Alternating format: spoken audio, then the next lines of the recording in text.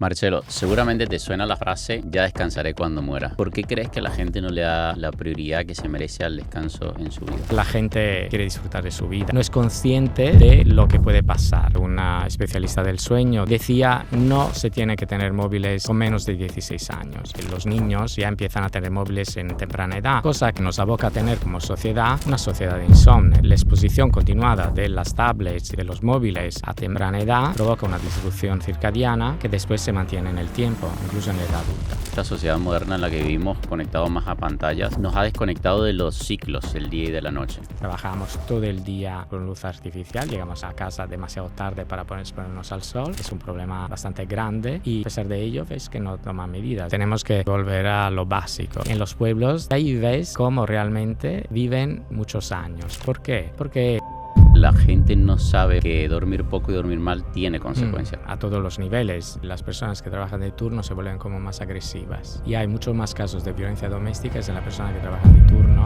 y muchos lo aceptan también para condiciones económicas mejores. Claro. Tienen más problemas de fertilidad, tienen más problemas de estado de ánimo, padecen más problemas de salud mental, padecen incluso más riesgo de cáncer. Nosotros estamos programados para vivir de día y descansar durante las horas de oscuridad. Todo lo que invierte esa dinámica es enfermizo. Marcelo, seguramente te suena la frase "ya descansaré cuando muera". ¿Por qué crees que la gente no le da la prioridad que se merece al descanso en su vida? No sé si esta afirmación es correcta. Creo que en la salud de cada individuo hay 4 pilares fundamentales. Son la buena alimentación, la actividad física, la salud mental, el control del estrés y el descanso. Y la mayoría de los pacientes que llegan a consulta en el centro médico son pacientes que cojean por una de estos 4 pilares. Entonces tú tienes que ver cuál es lo que haces mal, ¿no? Y creo que últimamente se le da mucha importancia. De hecho, el tema de control de ciclo circadiano, higienes del sueño, la importancia de dormir y del descanso, la exposición a la luz azul de las pantallas, son temas bastante recurrentes en las redes. Lo que sí que la gente quiere disfrutar de su vida y no es consciente de lo que puede pasar. De hecho, ahora hay una gran polémica sobre el tema que los niños ya empiezan a tener móviles en temprana edad, cosa que les aboca o que nos aboca a tener como sociedad una sociedad de insomnio, de futuro insomnes. La exposición continuada de las tablets y de los móviles a temprana edad provoca una disrupción circadiana que después se mantiene en el tiempo, incluso en la edad adulta. Pero entonces, ¿qué tendríamos que hacer? O sea, que porque estamos hablando de que sobre todo esas generaciones más pequeñas, esos niños que están creciendo ya en ese contexto de la tecnología, porque nosotros somos una generación que venimos del mundo analógico. ¿Cómo haces? Porque al final estamos hablando de algo que prevalece en la sociedad. O sea, es difícil que a día de hoy no tengan contacto con pantallas. Justamente he visto un post hoy en las redes sociales de una especialista del sueño, de un médico que es también conocido y amigo, y decía: no se tiene que tener móviles con menos de 16 años. Y realmente no va mal encaminado. Lo que sí que como propuesta es muy poco viable ahora, ¿no? Y yo tampoco estoy metido en salud pública, no tengo ninguna propuesta para el ministro de Salud para mejorar el descanso. No tengo ninguna propuesta, pero sí que digo que tenemos que limitar la exposición a la luz azul, sobre todo de los móviles, e intentar mantener en los chavales, en los niños, una buena higiene del sueño, evitando tener el móvil en la habitación, porque cuando van a la cama se pasan horas controlando el móvil. De hecho, una media de casi 50 minutos, pero contando que la luz azul tiene un efecto sobre el cerebro como de pérdida de la noción del tiempo, a lo mejor estos 50 minutos que refieren los estudios son muchos más. Entonces, esto seguro que afecta y trastorna el descanso. Pero además hay otro factor en los adolescentes que, por la adolescencia misma, aparte de la exposición a las pantallas, empiezan a tener más interacciones sociales, los cambios hormonales le generan una hiperactivación del sistema límbico, una ansiedad que antes no sentían, con lo cual todo contribuye a que tengan también trastornos de conducta, trastornos de salud mental y muchos de los que están tratados por temas de ansiedad y de depresión crónica refieren que tienen también un problema de sueño. Entonces, esto es, como sociedad, es algo que se tendría que valorar y poner medidas, empezar ya a hablar en las televisiones, a nivel de políticas públicas, qué se puede hacer. Pero ¿cuál es la principal? O sea, quiero saber si crees que a día de hoy una de las principales causas podría ser, o sea, de que mucha gente tenga problemas de sueño, de descanso, déficit de horas de sueño. ¿Crees que está detrás el uso justamente de las pantallas y los dispositivos móviles? Bueno, esta es una de las causas. Realmente el sueño, siempre digo que es la punta del iceberg. Entonces, cada paciente con insomnio tienes que valorarlo de manera integral porque no hay nada que sea igual de un paciente a otro.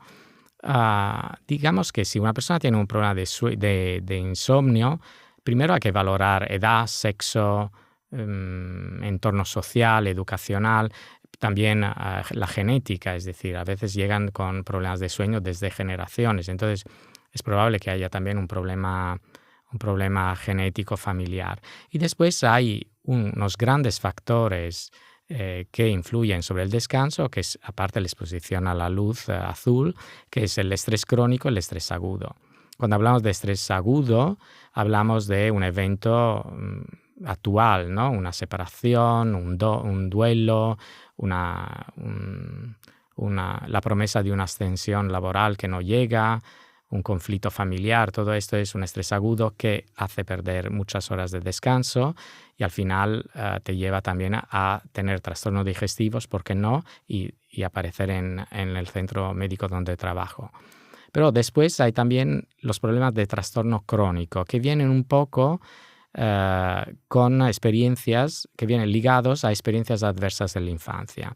Hay todo, en nuestra infancia podemos padecer no solo de abuso físico y psicológicos, pero también de soledad, de bullying en la escuela, o simplemente tener una situación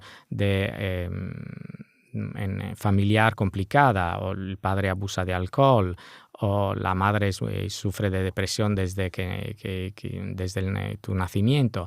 Pues todo eso son factores adversos de la infancia que impactan sobre tu sistema nervioso, no cambian tu genética, pero sí que cambian la expresión de tus genes y tu respuesta al estrés en edad adulta. Es decir, que todas esas experiencias adversas de la infancia, si no se hace una buena limpieza de todos estos traumas infantiles, cambian la manera de responder hormonal, de responder a situaciones de estrés. Entonces, una situación de estrés que a ti, David, no te molesta y eres capaz de afrontarla, a otra persona le supone una montaña entera. Y ahí hay que trabajarlo con también un psicólogo o un psiquiatra, y por ello en el instituto tenemos un equipo multidisciplinar, ¿no? Hablo siempre del centro de trabajo, que es el Instituto Xavier Verdaguer, donde afortunadamente cuento con psicólogos, con psiquiatras, y los pacientes los derivo habitualmente también a mis compañeros, porque creo que esa parte tiene que estar bien para recuperar un buen descanso. Teniendo en cuenta que hay tantas posibles causas detrás del insomnio o detrás del déficit de descanso, ¿por dónde debería empezar a mirar una persona que tiene problemas para dormir? Y me gustaría antes hacer la acotación, o hicieras la acotación, dentro de una sociedad donde creo que tenemos normalizado el déficit de sueño y el mal dormir, ¿cómo saber primero que estamos descansando mal? Antes de saber o descubrir cuál es la posible causa. Las causas, ya te digo, pueden ser estrés crónico, estrés agudo, pero también pueden ser infecciones crónicas. Somos una sociedad también no solamente de insomnes, pero de personas con problemas digestivos crónicos. Se me hincha la barriga, tengo gastritis, tengo reflujo, por el reflujo tengo apnea, tengo síndromes de piernas inquietas, me levanto mucho para orinar por la noche. Todo esto te afecta al descanso. Entonces hay que valorar también toda esta parte digestiva que impacta sobre el descanso, y es la parte que como nutricionista también valoro más en consulta, porque veo que infecciones crónicas digestivas o reactivaciones virales también a nivel inmunitario pueden provocar una inflamación de bajo grado que después altera tu sueño, tu descanso, altera tu sueño no REM y altera tu sueño REM, que es la fase del sueño, ¿no?, donde soñamos. Pues está demostrado que una infección crónica genera toda una serie de sustancias que se llaman citoquinas inflamatorias que impactan también sobre el sistema nervioso, generan mucha cantidad de noradrenalina y en el conjunto todo eso altera nuestro sueño REM. Entonces, ¿por qué tenemos problemas de descanso? También porque somos una sociedad con muchos problemas digestivos, probablemente ligado también a los hábitos de vida y la alimentación. ¿Por qué no? ¿Y cómo una persona sabe que tiene un mal descanso? Porque te comentaba de que tenemos muy normalizado el, el dormir poco y el dormir mal. Entonces, como una persona, ¿cuáles son los principales indicios para detectar que está durmiendo mal?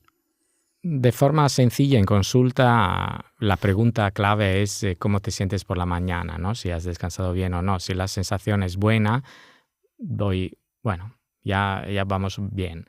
Pero si el paciente te comenta a la mañana estoy muy cansado, me levanto dolorido, quizá eso no es, en un buen descanso no lo tienes.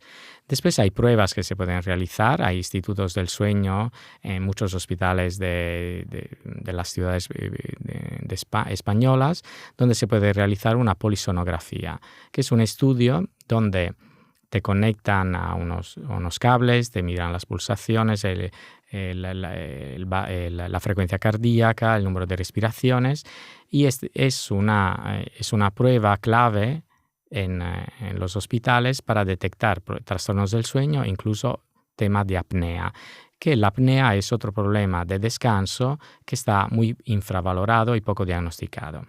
La apnea es ese problema donde nosotros no solo roncamos, sino que damos unos segundos sin respirar durante la noche.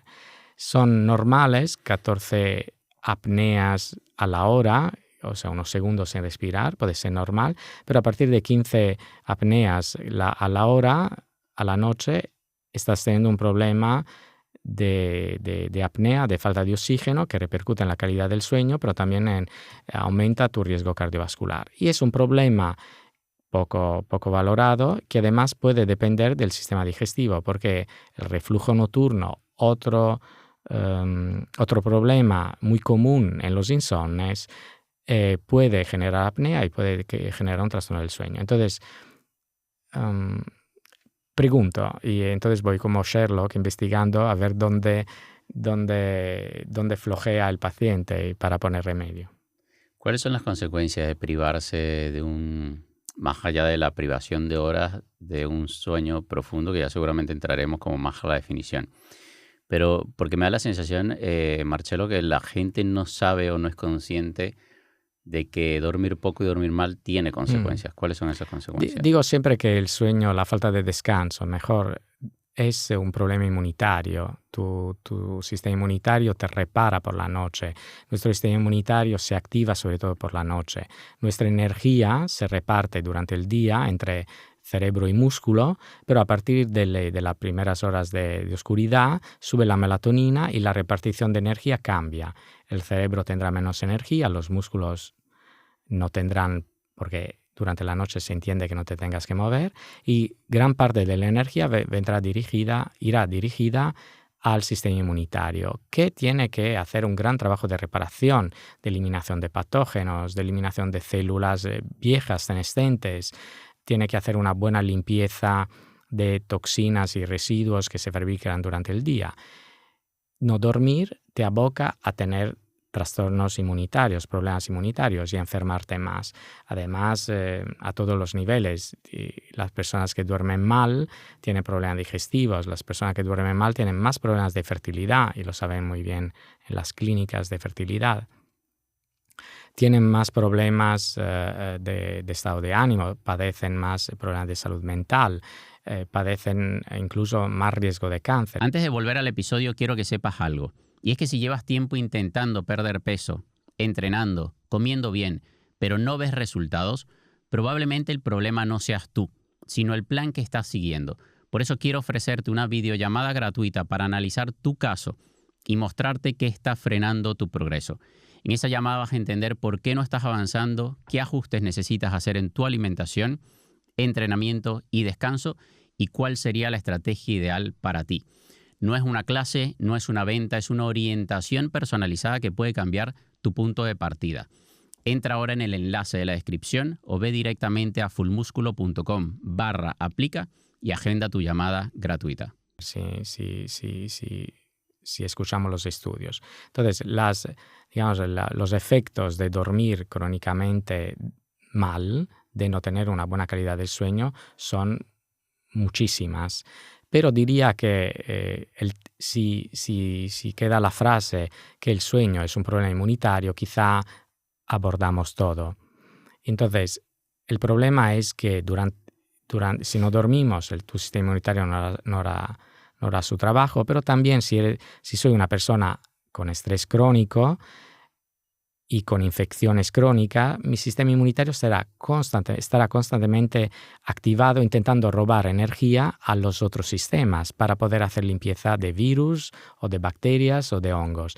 Y esto te aboca no solamente a dormir mal por la noche, sino a que tengas poca energía por la mañana. Porque todavía tu sistema inmunitario, cuando estés despierto, estará muy demandante de energía para poder acabar de solucionar las infecciones. Por eso las personas que tienen problemas digestivos, que tienen virus reactivados, que tienen autoinmunidades, están constantemente cansadas y agotadas porque tienen un sistema inmunitario extremadamente demandante de energía.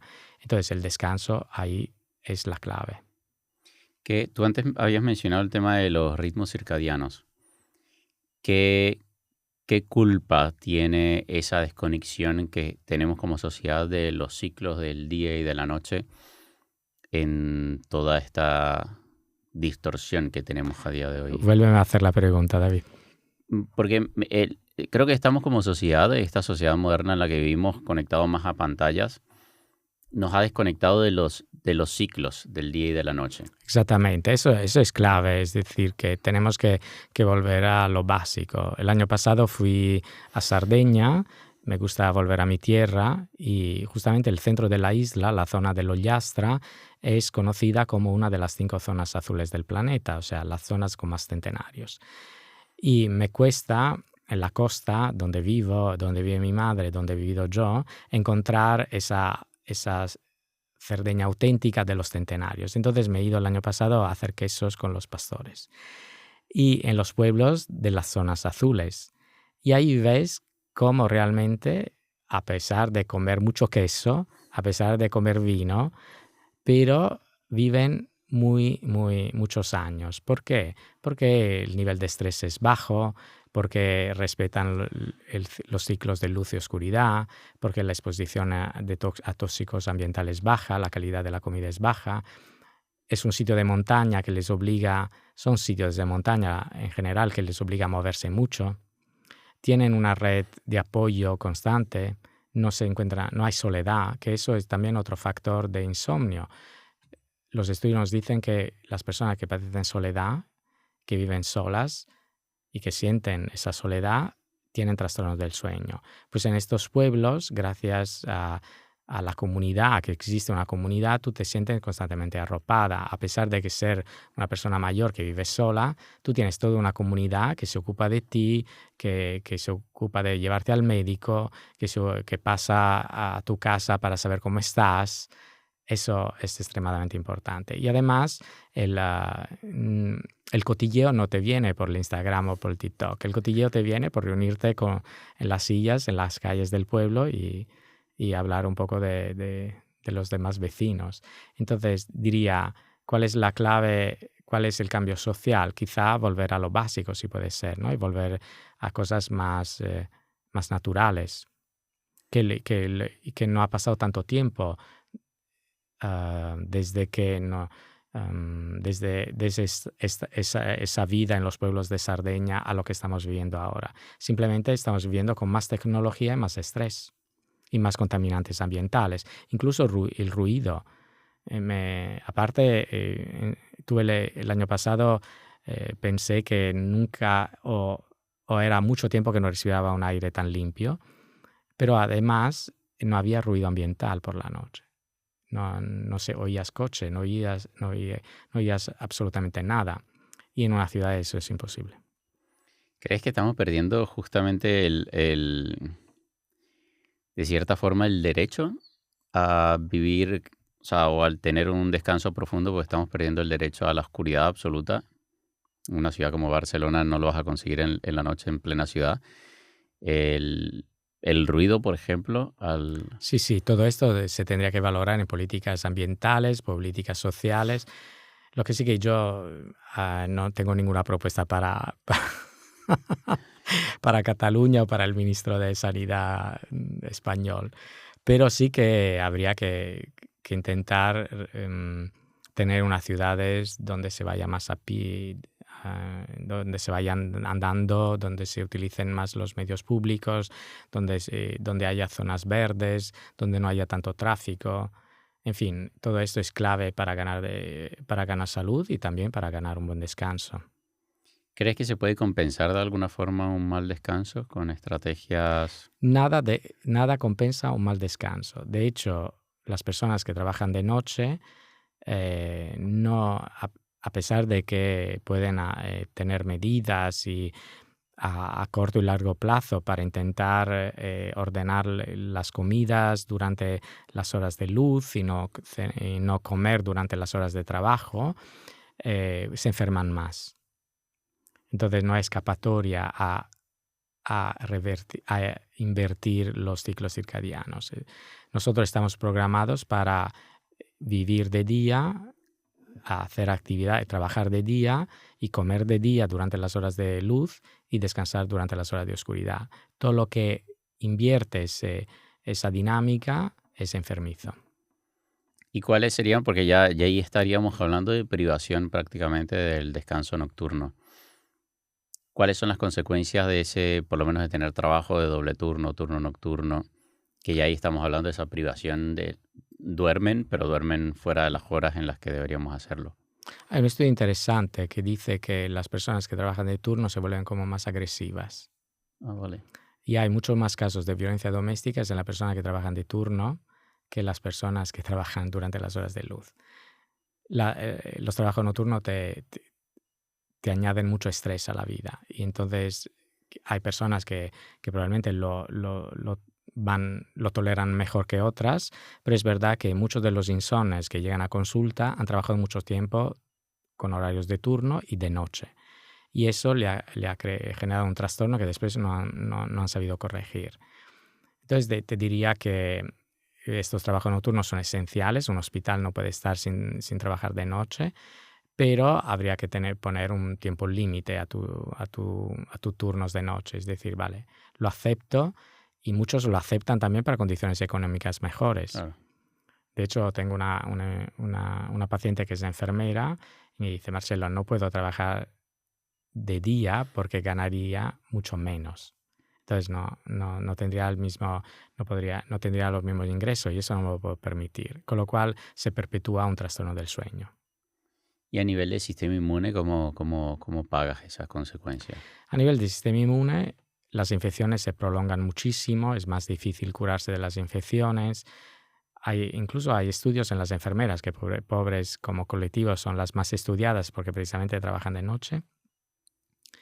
Y solo la diferencia entre sus compañeras de día, solo trabajar de noche te aboca a tener más sobrepeso, por ejemplo, y más estreñimiento. De entrada, como síntomas más visibles. Pero vuelvo a decir que trabajar y estar despierto en las horas en las cuales tenemos que descansar es un problema inmunitario, con lo cual todo lo que es infecciones se curan peor. Y eso, no sé, con el COVID y con los problemas que tuvimos con el COVID se relacionó también a vitamina D baja. Y la vitamina D, aparte de suplementarla, trabajarla también nosotros con la exposición solar, es decir, no esperar solamente de suplementarla. Y a pesar de que sea tan importante la vitamina D, la exposición solar, ahora a nivel de la seguridad social, a nivel de las a nivel español, ya en la sanidad pública no se pide la vitamina D, sino en casos excepcionales, cuando es una vitamina fundamental para el sistema inmunitario. Y como hay cada vez más peores niveles de vitamina D, porque la exposición al sol es cada vez menor, trabajamos todo el día con luz artificial, llegamos a casa demasiado tarde para exponernos al sol, es un problema bastante grande. Y a pesar de ello, ves que no toman medidas. De hecho, ahora la vitamina D, si pedida por un médico de la pública, ya no está financiado. Y creo Sino en casos especiales, digamos. Pero no como rutina, como un normal chequeo para entender si el paciente tiene problemas de salud o tiene déficits nutricionales. Déficits vitamínicos. Esto no se valora. y además creo que el riesgo de cáncer creo que es mayor, ¿no? En este tipo de personas que tienen trabajo. También, no quiero ser catastrofista, porque a lo mejor hay alguien que trabaja de noche pobre y está pensando, padeceré cáncer. El cáncer nunca es un factor. Claro. Son un conjunto de factores que desencadena una enfermedad como el cáncer. El estrés diría que impacta mucho más, o igual que el estrés crónico impacta igual que la falta de descanso. Pero sí, seguimos lo que dicen los estudios, sí. No dormir las horas, no tener un buen descanso, no tener una buena calidad del descanso, también nos hace que tengamos más riesgo de padecer cáncer. ¿Y un mal descanso no se puede compensar ni siquiera con una siesta? Como te he dicho, nada, incluso en los deportistas, no hay nada que sea tan beneficioso como un buen descanso. En el mes de marzo el Real Madrid estaba fatal, no entiendo nada de fútbol, eso es más de tenis, pero salió Ancelotti diciendo que no volverían a jugar sin 72 horas de descanso entre un partido y otro. Es decir, que el descanso para los futbolistas es fundamental y dormir es fundamental, pero se ha visto que los deportistas que entrenan o juegan de noche, que ahora todos los partidos son nocturnos por intereses económicos o no sé bien, no conozco ese mundo, pero siempre ahora hay un partido de noche, o todas las ligas europeas y se juegan de noche. Pues jugar o entrenar de tarde-noche te aboca a tener una peor calidad del descanso y a tener más facilidad a lesionarte y a recuperarte y te recuperas peor incluso de las lesiones. Entonces, claro, claramente también para los deportistas el sueño es la base.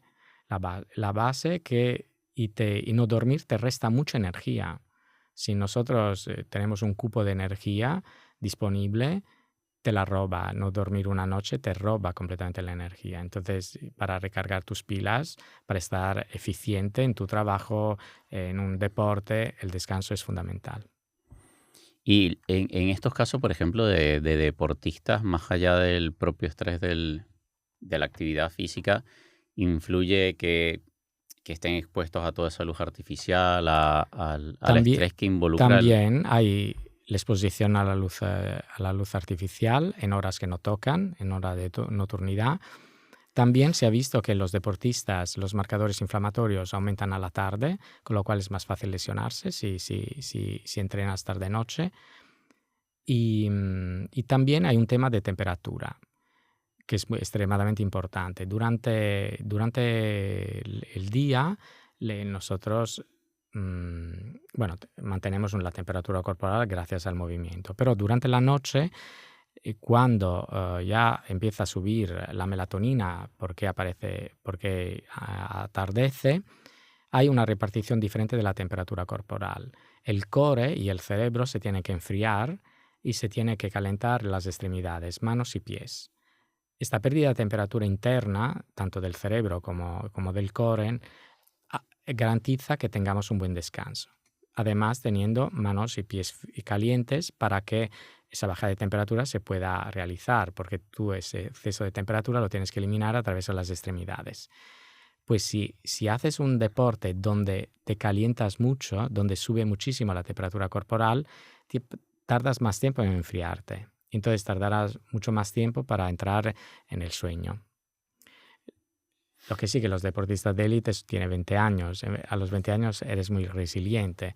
Pero digamos que si miramos a los tenistas más longevos como Djokovic, seguro que este tenista hace una vida monacal, se cuida muchísimo la alimentación y el descanso, estoy seguro.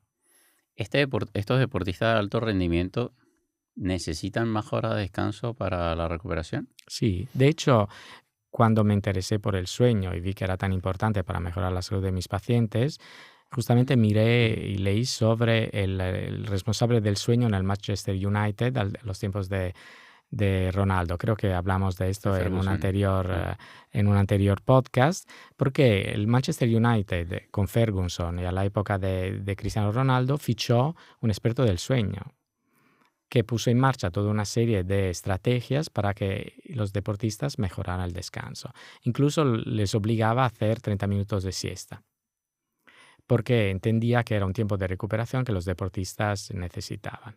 Además de tener estrategias para que durmieran mejor a la noche.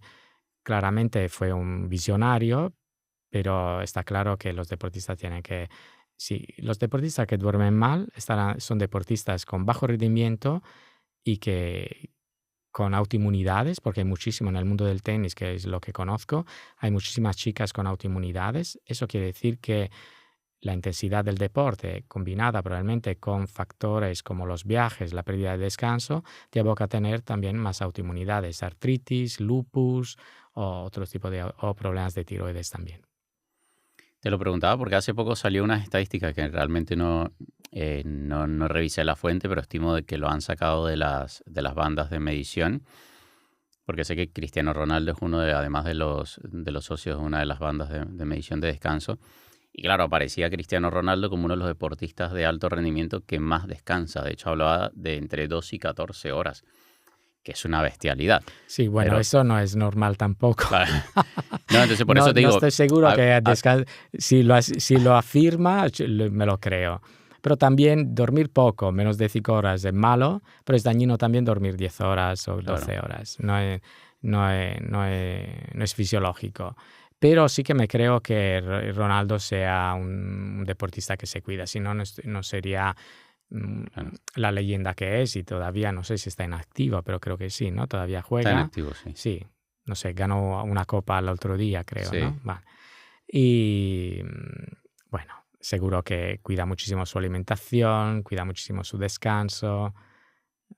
En fin, hay algo de, probablemente en estos deportistas también hay algo de ortorexia, como claro, de una extrema atención a todo lo que hacen, pero al final seguro que dentro del combo de factores que le ayudan a mejorar el descanso, a mejorar la vida deportiva, está el descanso. ¿Pero cuántas horas deberíamos estar apuntando? Depende. Menos de 5 es malo y más de 9 también. Entonces estaríamos entre 7 y 8. Pero un poco tienes que escuchar tu cuerpo. ¿Pero crees que una persona, por ejemplo, por eso te sacaba el caso de Cristiano Ronaldo, de cualquier deportista de alto rendimiento, que tiene un mayor desgaste físico en el día a día, puede necesitar más horas? Sí. ¿O no necesariamente? Hay situaciones que necesitan más descanso. No sé, ¿no? Como un deportista que ha hecho como un partido muy largo, no sé, lo de fútbol dura 1 hora y media, pero me imagino que un torneo muy largo, muy exigente, pues también necesitará más horas, sin duda. Pero además hay situaciones en las cuales tú estás enfermo, no sé, tienes un virus, tienes que descansar más horas. Hay las mujeres embarazadas, tienes que descansar más. Hay situaciones, los niños, los adolescentes tienen que descansar más. Hay situaciones de la vida fisiológicas en las cuales tienes que descansar más, pero también cuando estás enfermo o cuando tienes una actividad física que te lleva al extremo de tus posibilidades, también tienes que descansar más. Y es cierto que una persona a medida que va envejeciendo, se hace mayor, necesita menos horas de sueño también. O sea, así como un adolescente o un niño puede necesitar más, es cierto. No estoy convencido de Vale. ello. Creo que es, respecto a las personas mayores, creo que es un problema de imposibilidad a dormir. Es decir, que más nos hacemos, más envejecemos, más hay dificultad para dormir, a mantener el descanso. ¿Por qué? Soledad, depresión, ansiedad, medicamentos, síndromes de piernas inquietas, apnea, por sobrepeso o porque tenemos otros problemas, problemas de próstata en los hombres. Hay muchos factores que le alteran el sueño a las personas mayores. Es verdad que las personas mayores son más alondras, son más matutinas, entonces es normal también encontrar de tu abuela a las 6 de la mañana Haciendo café. haciendo café y preparando ya la comida del mediodía, pero yo creo que no es tanto un problema de que necesitan menos, sino que pueden mantener menos el sueño. También porque nuestros mayores en nuestra sociedad occidental están muy solos. ¿Y qué opinas del uso, por ejemplo, cuando este tipo de personas empieza a tener problemas del descanso, problemas con la conciliación del sueño? Probablemente producto de lo que hablábamos antes del exceso de pantallas, luces artificiales, etcétera. En muchos casos terminan utilizando melatonina. ¿Qué opinas del uso de melatonina como suplementación? Me parece que sea bastante inocua. La melatonina es algo que se puede tomar. Incluso hay estudios que dicen que si se llega a 10 miligramos no es tóxica, es bastante segura. Yo esas cantidades no las utilizo. Quizás las utilizan en las clínicas anti-aging, donde forzan o buscan la actividad antioxidante de la melatonina, pero la melatonina es un buen remedio, es bastante seguro.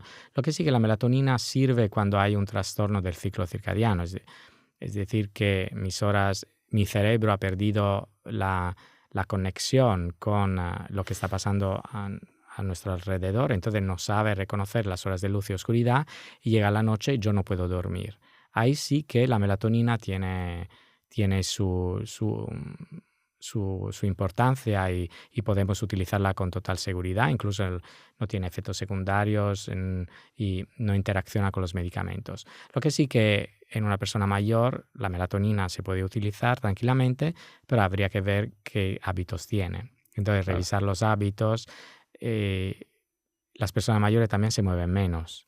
Entonces, se mueve menos, hace menos actividad física, menos exposición a la luz solar y todo eso que también complica el descanso. Además, eso de vivir solo te aboca a no tener horarios o rutinas que marcan un poco la salud de nuestro reloj interno. Es decir, en nuestro núcleo supraquiasmático tenemos un reloj interno que necesita ponerse a la hora todos los días. O sea, las agujas de este reloj interno que está en el hipotálamo, en un núcleo que se llama núcleo supraquiasmático, este reloj central necesita ponerse a la hora todos los días. Y lo hará por la luz y la oscuridad, lo hará por las horas de comida, lo hará por la actividad física y lo hará por las interacciones sociales.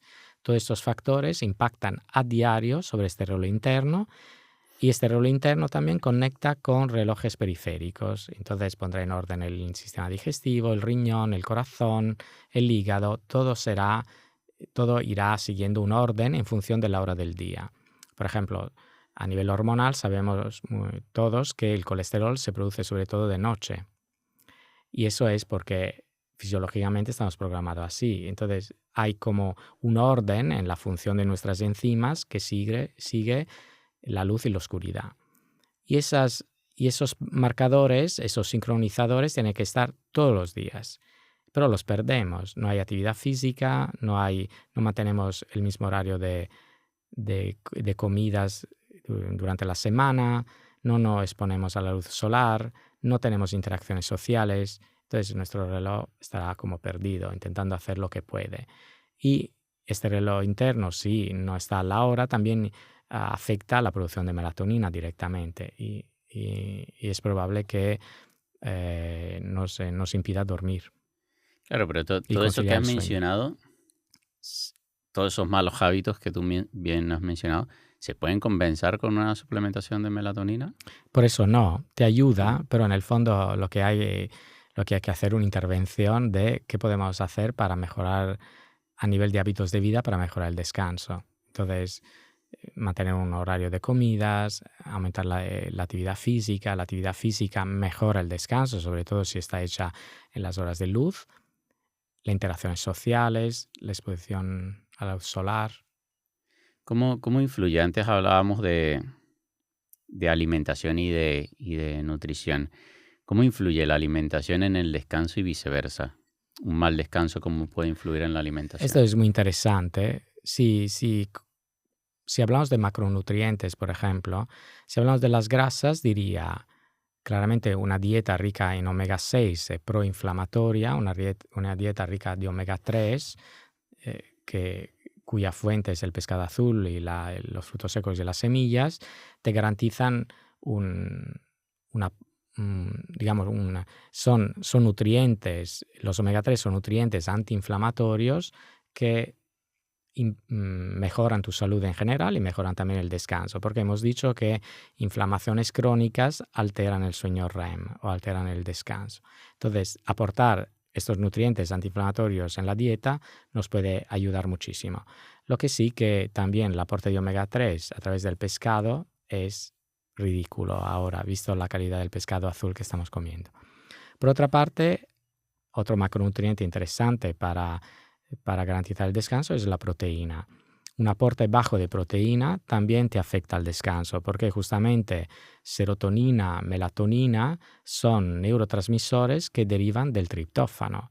Una falta de triptófano en la dieta te puede causar una falta de descanso, una alteración del descanso.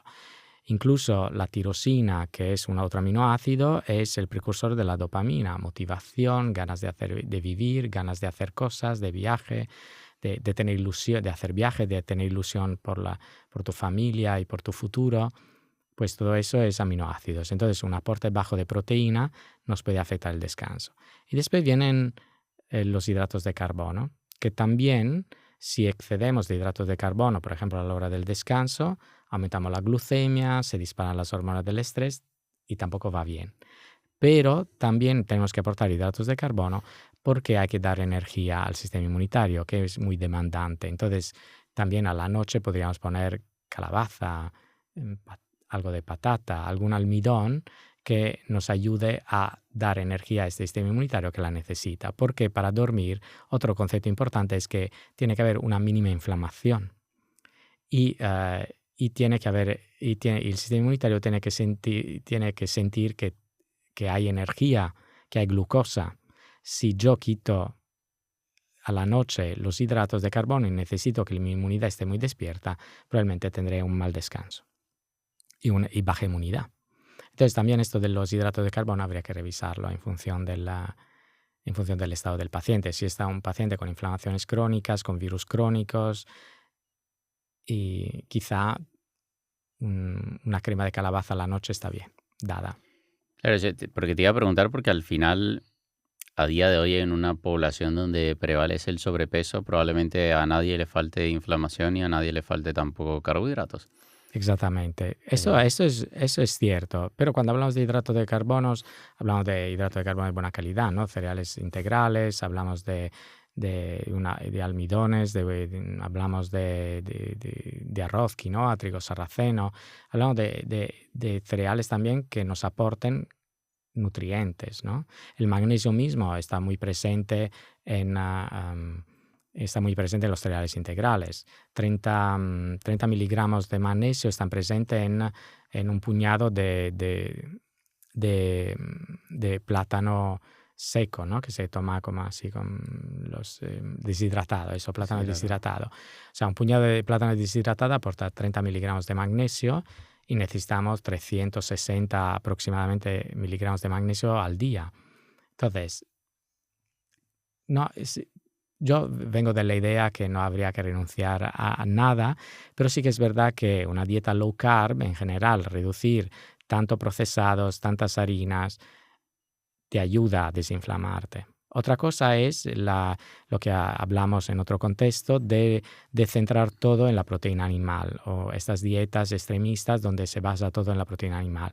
Porque la gente no sabe que si comemos mucha carnitina, mucha fosfatidilcolina, colina de los huevos, lo que se puede producir a nivel de nuestro intestino son trimetilaminas que después se oxidan en el hígado y provocan óxido de trimetilamina, la famosa TIMAO, que es una molécula de alto riesgo cardiovascular.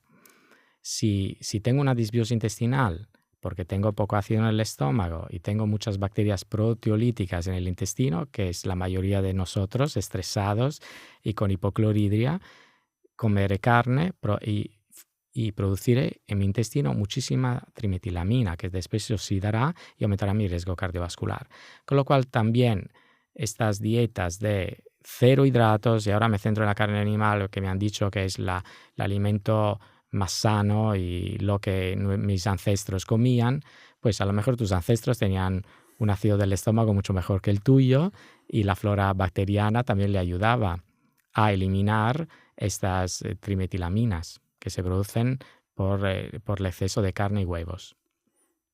Has mencionado antes el tema del magnesio. ¿Qué importancia tiene el magnesio para el descanso?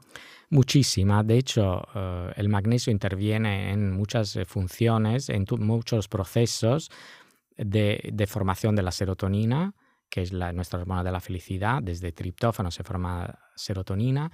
El magnesio interviene en la formación de serotonina.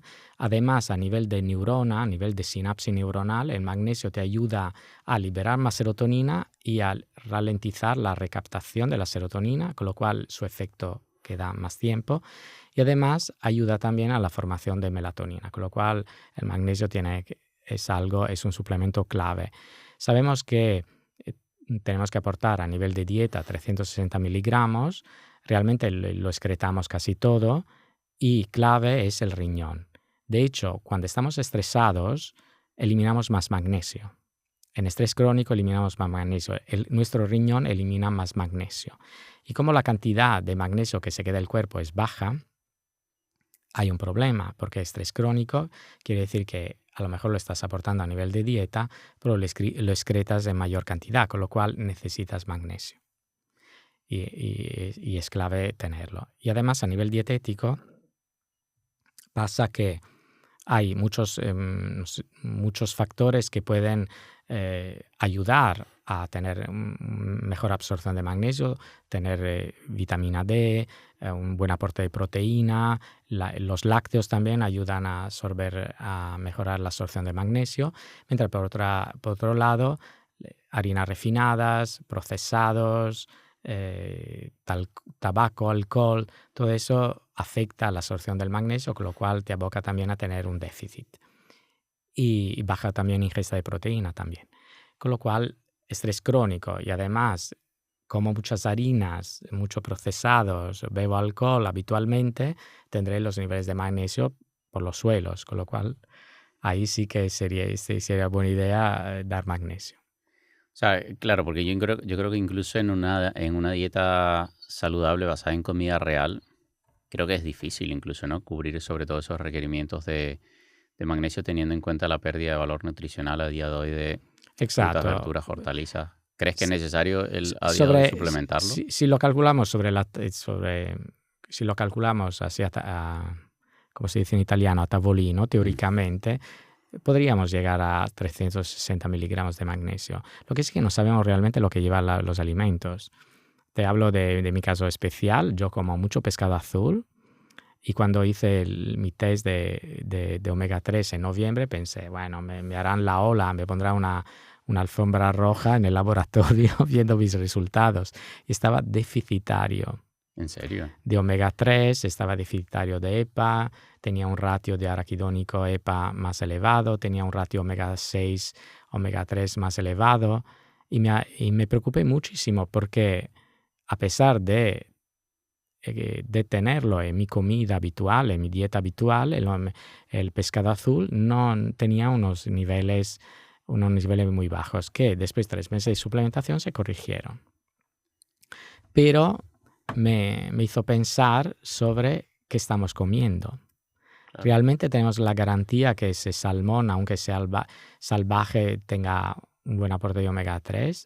¿De dónde viene ese pescado que comemos, no? Cuando me como las sardinas en lata, ¿realmente tienen todo el omega 3 que pensamos que tenga?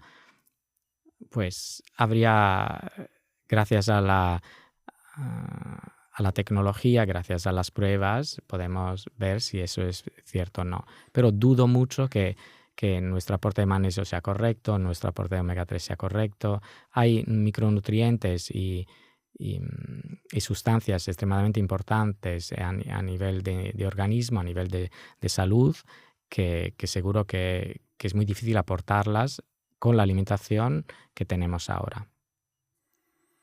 O sea que prácticamente, claro, estamos hablando, yo ese tema del omega 3 no lo sabía, o sea, me imagino, asumo yo que es por la alimentación que llevan Sí, realmente los peces, ¿no? los peces en piscifactoría comen como pollos, comen cereal.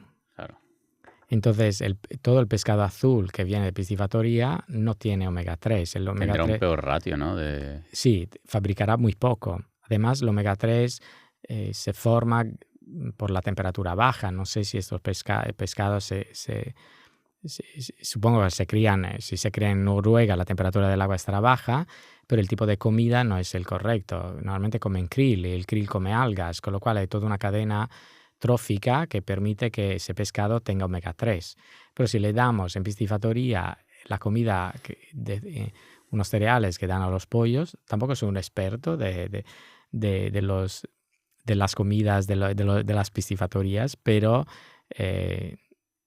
es muy poco probable que un pescado de piscifactoría tenga omega 3. Bueno, hay un chico que el año pasado se metió en una piscifactoría en las costas de Chile y son peces enfermos, es la realidad. Además que, claro, tanto peces en tan poco espacio, también es más fácil enfermarse. Y eso pasa también en las granjas de Claro. animales, ¿no? Donde los pollos, los cerdos, las vacas están tan juntas que es muy fácil a enfermarse. Pero es curioso, ¿no? Que incluso llevando, por lo menos en tu caso, una alimentación sana, obviamente, de base, pero basada o donde prevalece el consumo de pescado azul, que aún así estuvieses en déficit, te lo juro que a mí me deja, Preocupado. claro, porque al final yo no, o sea, no Que sé es a qué nivel. que es como me dejó a mí cuando vi el resultado. Claro, y Es porque algo. tú los incluyes, pero yo incluiré el pescado azul una vez por semana. Exacto, pensé, justamente fue mi reflexión, si yo como pescado azul y tengo estos resultados, Que queda para el resto. ¿qué pasa a una persona que no le gusta el pescado azul? Que a lo mejor me dirá, no, como frutos secos o como semillas. Bueno, tienes que esperar también que tu organismo sea capaz de convertir ese ácido linolénico, que es vegetal, en un EPA, un NDHA, que son los omega 3 que extraemos del pescado azul. Pues digamos que en un contexto de salud, una vez de vez en cuando no estaría mal revisar los omega 3 en sangre, pero lo miran sobre todo en las membranas de los glóbulos rojos, porque es un valor más fiable. Y que el ratio será incluso aún peor en esa población general que no tiene un consumo de pescado azul y que encima seguramente consumirá Exacto, alimentos más ricos en. más omega 6 Claro. y más aceites vegetales y más ácido araquidónico. Tengo que decir que también fue un buen reflejo de lo que estaba haciendo yo a nivel nutricional, porque viniendo de Sardeña tengo un consumo de lácteos bastante importante y justamente el ratio también araquidónico EPA me salía muy alto. Eso quiere decir que mi alimentación estaba demasiado rica en carne o lácteos, ¿no? Que ricos de ácido araquidónico, con lo cual no solamente tenía que aportar omega 3, sino que restringir tanta proteína animal que me aportaba ácido araquidónico. Claro, la solución sería recortar por una parte los alimentos ricos en omega 6 Exactamente, y por otra en parte, ácido araquidónico y por el otro lado potenciar los alimentos ricos en omega 3. Pero como hemos dicho, vale lo mismo para el magnesio, tenemos que confiar que ese alimento tenga lo que aparece en las tablas nutricionales, que ahora realmente no lo sabemos. sí, es que por eso te decía que yo creo que a día de hoy incluso dentro de una alimentación saludable basada en comida real, creo que hay ciertos nutrientes que se nos está haciendo un que poco son cuesta arriba. extremadamente importantes, exacto, Claro. que son extremadamente importantes para la salud, pero de los cuales estamos muy deficitarios, totalmente de acuerdo. Y bueno, lo experimenté en mis carnes, pero afortunadamente es algo que pude corregir en 3 meses y ahora sigo suplementando porque quiero ver hasta dónde puedo llegar. ¿Cómo afecta que creo que hay un mal hábito que está muy normalizado en la sociedad, que es el comer tarde, de noche? Y sobre todo con picos importantes de azúcar en sangre. De glucemia. ¿Cómo afecta eso el descanso? Hay toda una ciencia que toma el nombre de crononutrición, ¿no? De cómo los horarios de comida te afectan a la salud. Y la crononutrición nos dice, lanzo aquí el spoiler y si no así la gente desde casa reflexiona, la crononutrición dice que tenemos que comer desde las 7 de la mañana hasta las 7 de la tarde. Eso es el rango dentro del cual tenemos que incluir las comidas.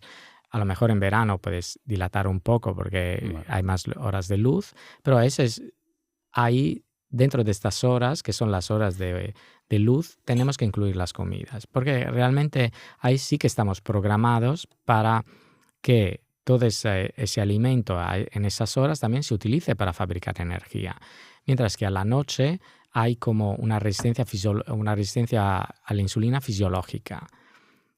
Y eso es fisiológico, la resistencia a la insulina, hay una mayor glucosa en sangre a la noche, es fisiológico porque el sistema inmunitario necesita esa glucosa, es decir, los músculos y el cerebro serán menos demandantes de energía respecto a las horas de día.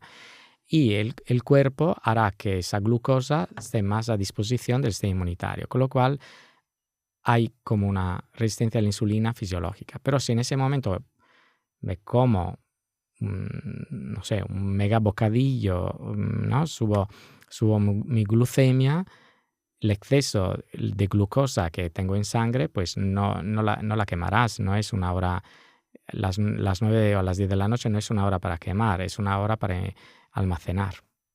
Con lo cual quemarás menos y almacenarás más y de hecho aumentarás de peso. O sea, claro, porque esa resistencia a la insulina fisiológica lo que hace es que tu cuerpo técnicamente mantenga el nivel de glucosa más alto en sangre para que quede más glucosa a disposición del sistema inmunitario.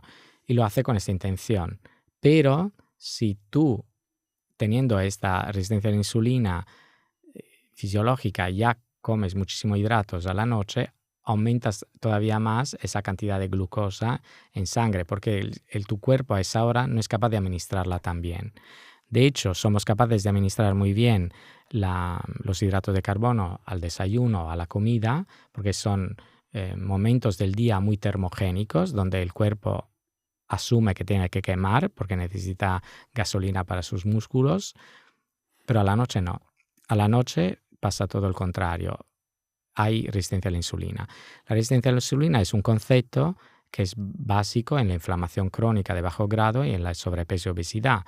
Es decir, que yo fatigo mi páncreas por exceso de glucosa en sangre y llega un momento que no solo probablemente no podré producir la insulina correctamente, la cantidad de insulina que necesite, sino que como hay una inflamación sistémica, los receptores de la insulina estarán menos dispuestos a colaborar, con lo cual hará que menos glucosa entre en las células y más glucosa quede en sangre.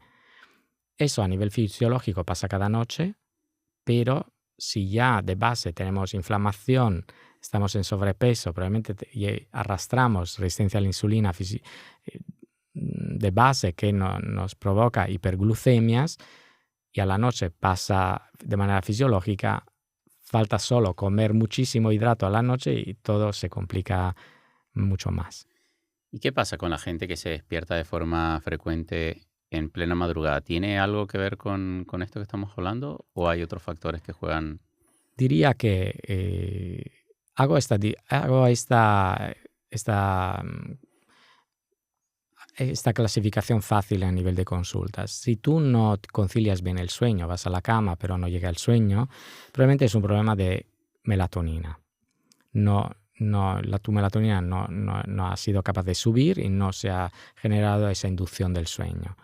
Si hay despertares a lo largo de la noche, diría que es más un tema de hiperactivación del sistema simpático. Todas las catecolaminas en sangre no se han depurado, noradrenalina, adrenalina, y eso altera el sueño profundo, altera el sueño profundo, entonces no te permite mantener mucho tiempo el sueño profundo y además altera el sueño REM. Esa noradrenalina te viene del día. Es decir, no puedes tú llevar un coche a 300 por hora hasta las 10 de la noche y después decir, bueno, ahora me voy a dormir. Porque además el cerebro necesita su tiempo para entrar en sueño. El cerebro no se desconecta en un segundo. Hay una fase de sueño ligero donde tú todavía estás conectado con la realidad, empiezan a bajar las pulsaciones poco a poco, empiezan a bajar las respiraciones poco a poco, empiezan a pasar cosas a nivel fisiológico, aparecen ondas diferentes respecto a las ondas alfa, que son las de la vigilia, con lo cual el cerebro poco a poco se desconecta y necesita un tiempo, igual que el cuerpo para todo lo demás. Con lo cual, si yo he tenido un día durísimo y no le doy a mi cuerpo las horas necesarias para poder desconectar, no llegará el sueño de calidad. Con lo cual mantendré todas esas hormonas del estrés en sangre durante la noche que harán de disruptor del sueño. ¿Y qué papel juega en esa hiperactivación del simpático el consumo de cafeína?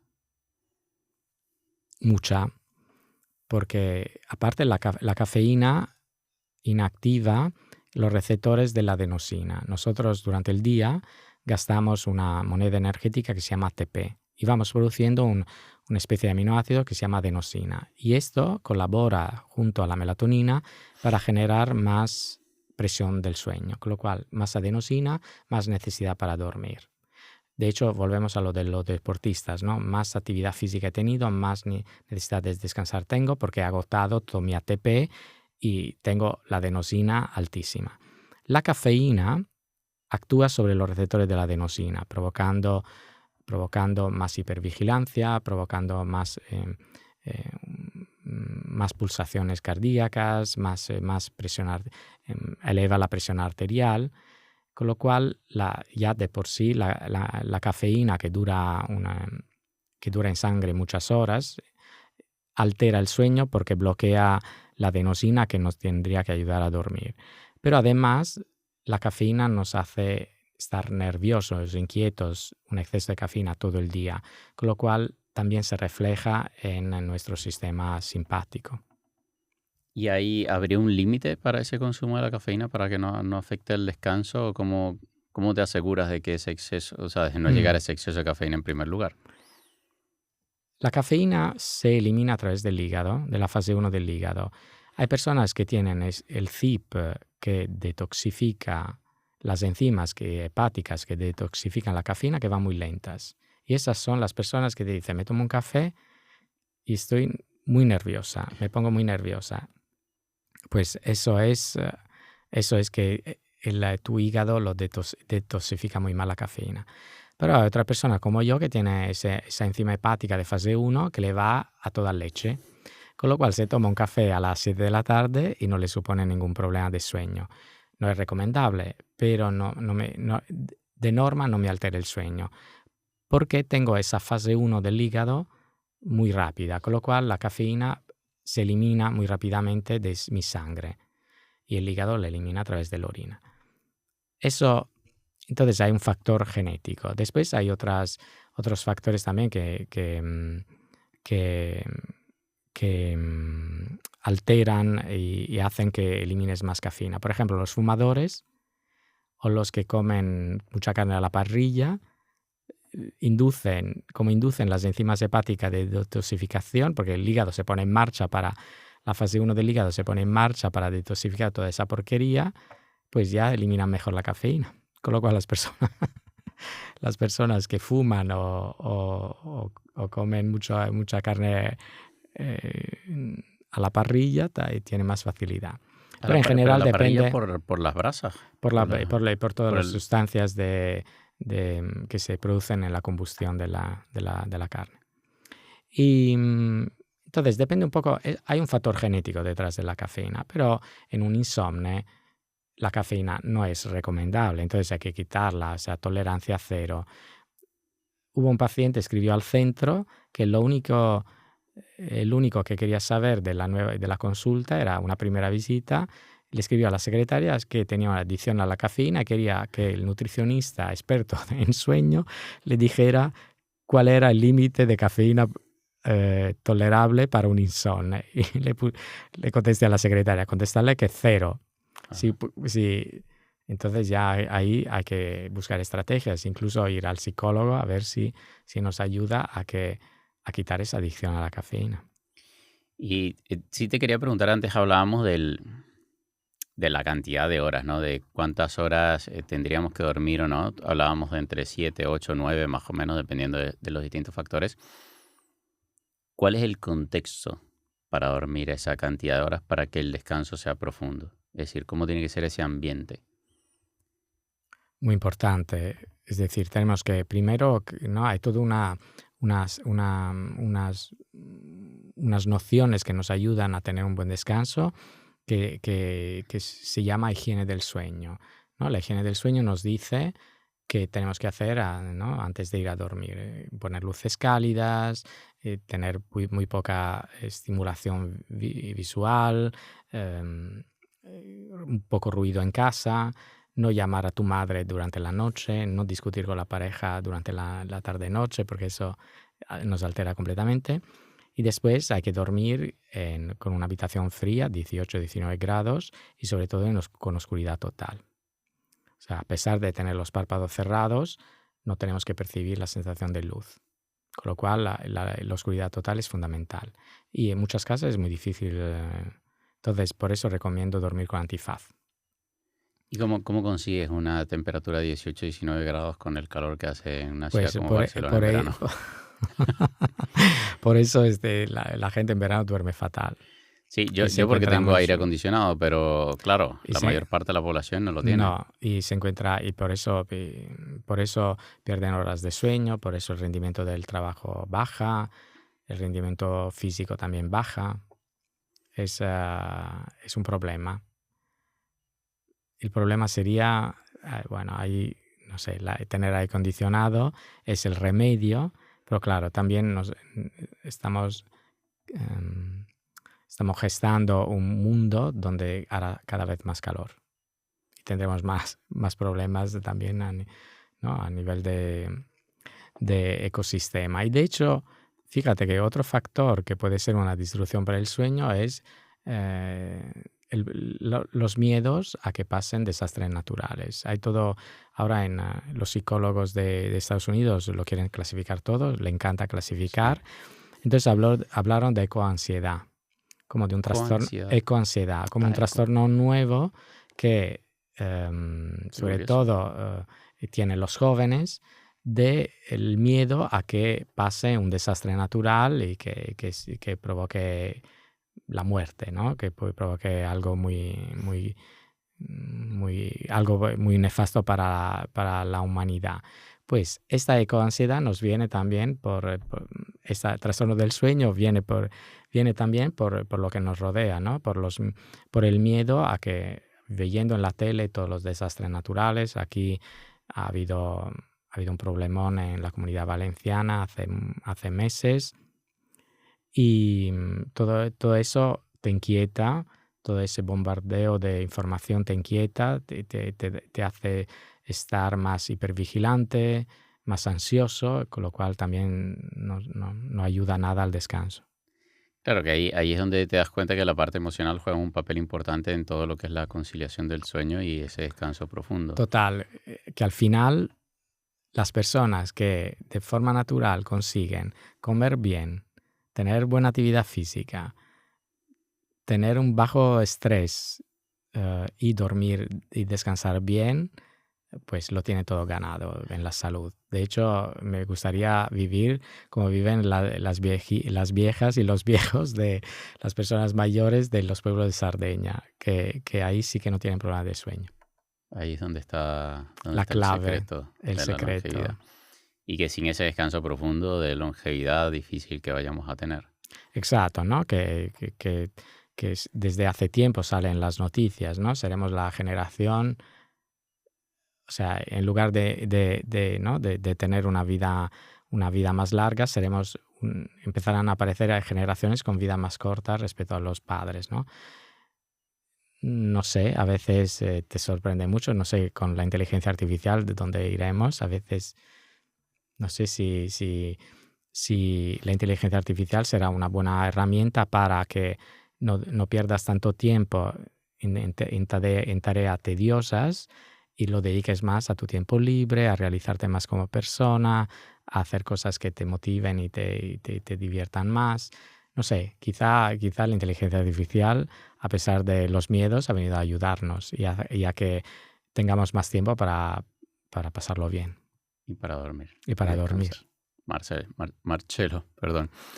Gracias por haberte venido al podcast una vez más. Ya es la segunda vez que te entrevisto y ha sido un honor nuevamente. Muchas gracias a ti, David. Es siempre un placer. Y mira, he aprovechado la ocasión que venías a Barcelona y, como no, estoy aquí. Mil gracias.